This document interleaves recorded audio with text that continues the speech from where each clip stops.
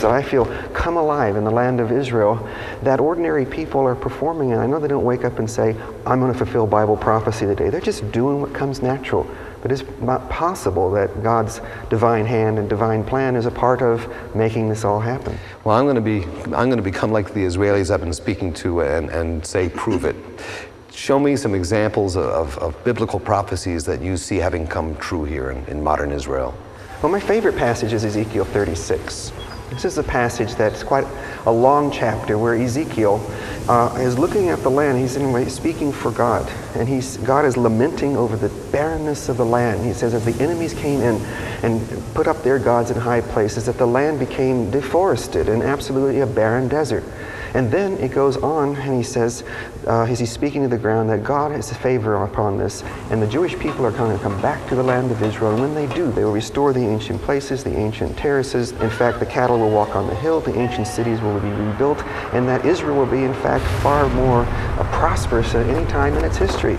He goes on then to say that God had scattered them to the nations, and then says that he would bring them back, and he would change a heart of stone to a heart of flesh and put a spirit upon the land again. And once it's restored, the people in the land, that the nations round about would look and say, look, it's like a Garden of Eden, where it was rubble, where it was destroyed. Now look at it, how it looks today. But how do you explain the fact that this tiny little country, surrounded by countries with much larger populations, managed to come into being at all and managed to remain in existence despite all the warfare? Well, that's true. Isaiah 66 says, can you imagine such a fantastic thing, that a nation could become a nation in a day, that a people would become a people, and Zion would be restored. You see these images, Jeremiah 31, where he says, you know, God who put the sun in the heavens and put the stars and the moon in the sky at night, the God who makes the waves roll, this God has made a covenant and a promise with the people of Israel that they will never be destroyed.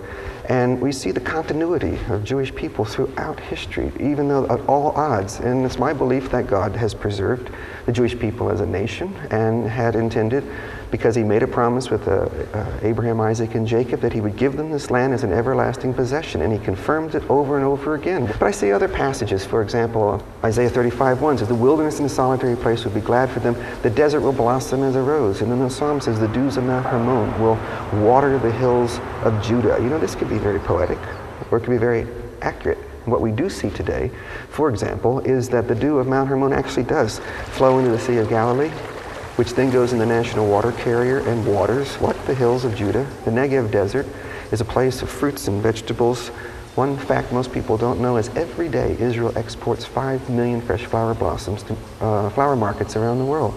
In fact, the tulips on the tables in the Arab Gulf states that they get from Amsterdam are all grown in Jewish farms in the Negev. All right, so the Bible says the desert would bloom, the water of Mount Hermon. Is it coincidence? Is it actual? Is it poetry? Is it real? But more than this, we see other passages. Isaiah 43:5 and 6. He says, I will bring your children from the east and the west. Very nice.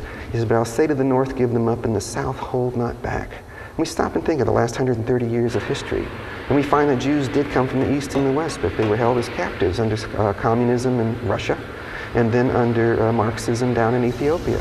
And as he spoke, I'll say to the north, give them up, and the south hold not back, we find in 1991, when Gorbachev began to allow the Jews to leave, they came literally in tens of thousands a month, over 1 million in the past 10 or 12 years. And this was done as he gave them up.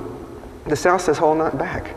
The government there said the Jews could leave from Ethiopia. When they got to the airport in Addis Ababa, there they were told they couldn't leave. They said, we'll wait for permission, and they waited for well over 1 year. And then one day, almost 15,000 were airlifted into Israel, and this was an amazing